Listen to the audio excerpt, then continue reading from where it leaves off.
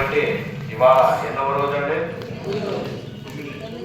9వ రోజు, నవమి 9వ రోజు. అంటే తిథి ద్వయాలు ఉంటాయండి. అంటే ఉదయం స్టార్ట్ అయినటువంటి తిథి సాయంత్రం దాకా ఉండాలి మనకి. అలాంటిది తిథి ద్వయాలు అంటారు. మిగులు తగుల్లో వస్తూ ఉంటాయి. ఇవాళ పొద్దున 9కి వచ్చినటువంటి తిథి రేపు ఉదయం 9 దాకా 8:30 9 దాకా ఉంటుంది. అంచేత ఇవాళ మనకి నవమి దర్శనం వచ్చిందండి. దర్శనం ఏమికి వచ్చిందండి? 9 గంటలకు వచ్చిందండి. 9 గంటలకు ఇవాళ వస్తే రేపు ఉదయం 8:45 దాకా ఉంటుంది.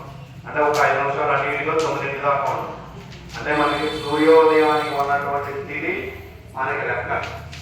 సంకల్పానికి కానీ పూజకి కానీ దేనికైనా సరే సూర్యోదయానికి ఉన్నటువంటి స్థితి ఉండాలి, లేదా పూర్తి అయిపోవాలి. పూర్తి అయిపోతే ఆ రోజుతో అది అయిపోయినట్టు లెక్క. మనకి ఇంకా స్థితి ఉంది కాబట్టి ఇంకో రోజుకి మనం పూజకి వెళ్ళవలసి వస్తాం అన్నమాట. యాక్చువల్గా అయితే చాలా మంది అడిగారు వాళ్ళ పొద్దు నుంచి ఇవాళ అయిపోయింది మా ఇంటి దగ్గర చేస్తాం ఉద్వాసం చెప్పేస్తాం. అది అలా ఉద్వాసం చెప్పడానికి వీలు లేదండి. ఇవాళ చేయాలి, రేపు చేయవలసిందే. రేపు ఉదయం చేయాలండి, రేపు సాయంత్రము చేయాలి. ఎందుకంటే రేపు ఉదయం చేస్తే రేపు శుక్రవారం ఉదయం అమ్మవారిని ఉద్వాసం చెప్పడం కుదరదు. అలాగే మనకి రేపు సాయంత్రానికి ఉద్వాసం చెప్పాలి. అంటే శుక్రవారం కాబట్టి మనం ఉద్వాసం చెప్పాలి. శనివారం ఉదయాన్నే అమ్మవారిని మనం చేసేటువంటి అమ్మవారు ఎవరండి? వారాహి. వారాహి అంటేనే మనం ఏం కోరతాము? ఐంద్రోమై నమో భగవతి వార్తాలి వార్తాలి వారాహి వారాహి వరాహంకే వరాహంకే. వృంధే అంధినే నమః వృంధే వృంధినే నమః దృంభే దృంభే నమః. వృంధే వృంధిని నమః అంటే నేను బాధపడుతున్నా, నా వల్ల ఎవరైనా బాధపడుతున్నా అని చెబుతుంటారు. అదేగా వృంధే వృంధిని నమః అంటే అదేదో మంత్రం మనకే సంబంధం లేదనేది ఏం కాదండి. దాంట్లో కూడా మనకు ఉన్నటువంటి ఘోష, నరఘోష ఏదైతే ఉంటుందో నరఘోషని, అలాగే శత్రుఘోషని నివృత్తి చేయడానికి ఈ మంత్రాన్ని కనిపెట్టడం జరిగింది అన్నమాట. వృంధే వృంధిని నమః జృంభే జృంభిణీ నమః. జృంభే జృంభిణీ నమః అంటే ఏంటంటే మనల్ని భయపెట్టేటువంటి వ్యక్తి కానీ మనం భయపెట్టవలసినటువంటి వ్యక్తి ఉన్నా సరే ఇద్దరినీ కూడా సమాంతరంగా చూసి మనకి ఏది కావాలో అది చేసి పెట్టమని చెబుతూ ఉంటుంది అన్నమాట అమ్మవారి. అంతటి మంత్రాన్ని దీంట్లో నిక్షిప్తంగా రాయడం జరిగింది. అది మంత్రం యొక్క లక్షణం.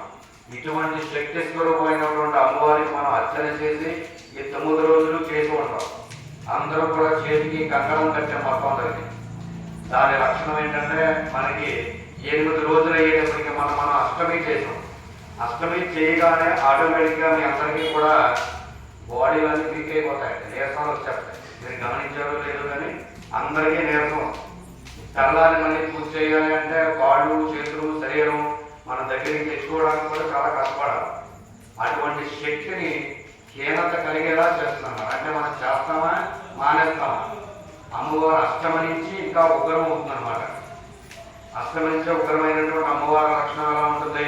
మనకు ఉన్నటువంటి శక్తిని ఇలా సమకూరుస్తూ ఉంటుందన్నమాట. మనకు ఆ శక్తి మనకి చేరుకుంటే మనకు ఓపుకుంటున్నాను, నీరసం వచ్చేస్తున్నాను. చేసే పూజ కూడా ఎప్పుడైపోతున్నాను.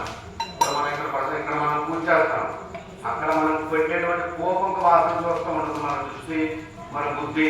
ఆ కోపం ఎలా వస్తున్నాయో ఇవాళ ఏం కోపం పెట్టారు, పులిహార గట్టిగా పెట్టారా లేదా, ఇంకేమైనా పెడతారా, పొద్దున దాకా 2 పప్పులు తిన్నామా 3 పప్పులు తిన్నామా అని చేత అటుపక్కకి తీసుకెళ్తా ఉంటాం. మనం చేసేటువంటి విధానం మీద ఉండవాలండి. అటువంటి ఏదైనా ఉన్నా ఆ దోషం అంతా కూడా నివృత్తి చేయాలి. అంత శక్తి అమ్మవారిలో ఉంటుంది. ఈ అమ్మవారికి 9 రోజులు చేసిన తర్వాత అమ్మవారికి నైవేద్యం పెట్టవలసింది ఏంటంటే పెరుగన్నాన్ని నైవేద్యం పెట్టాలి. పెరుగన్నాన్ని నైవేద్యం పెడితే ఇవన్నీ కూడా శీతల దేవత స్వరూపమైనటువంటి దేవతలు. అంటే అసలు ప్రధాన దేవత అమ్మవారి పార్వతీదేవి. ఆవిడ యొక్క అంగ దేవతలు అన్నమాట వీరందరూ కూడా. ఆవిడ నుంచి ఉద్భవించినటువంటి దేవతలు. వీరందరికీ కూడా ఏంటంటే పరివార దేవతలు అంటారు. వీటికి శీతలాన్నం అంటే పెరుగులో నానబెట్టినటువంటి అన్నాన్ని అది వేడి లేకుండా చల్లారాక ఆ అన్నాన్ని మాత్రమే నైవేద్యం పెట్టాలి. అది ఎప్పుడు శనివారం చేయాలి. చేస్తే అప్పుడు ఈవిడ శాంతిస్తుంది అన్నమాట. వారాహి యొక్క భర్త ఎవరండి? ఉన్మత్త వైరుడు. మనం రోజు చెప్తున్నాం హలోం వారాహి ఓం హలోం ఉన్మత్త వైరవే నమః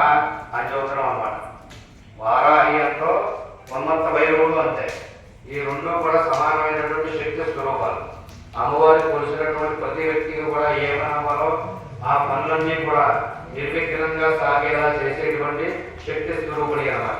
కాబట్టి మనం కోరేటువంటి విధానము, చేసేటువంటి విధానంలోనే మనం ఏం కావాలో అది కోరాలి. అంతేగాని పూజకు కూర్చున్నాక పక్క వాళ్ళు 2 వస్తువులు వేసారా, 3 వస్తువులు వేసారా, వాళ్ళు కూర్చున్నటువంటి కంద నిలువుగా కూర్చారా, అడ్డంగా కూర్చారా, అవన్నీ లెక్క వేయకూడదు. అలా ఆవునే వేసారా, మనమేమో కొబ్బరి నూనె పోసామా, అగ్గిపొల ఏ అగ్గిపొల పట్టుకున్నారు, కార్తీకరా ఏం పట్టుకున్నారు, ఇవన్నీ ఎత్తుకోకూడదు. మీరు దృష్టి ఎంతసేపు భగవంతుడి మీద పట్టాలి. దేనితో దీపారాధన చేసినా పర్వాలా, దీపారాధన చేయటం ప్రధానం. అంతేగాని ఏ నూనెతో చేసాము, ఏ నెయ్యితో చేసాము అది కాదు.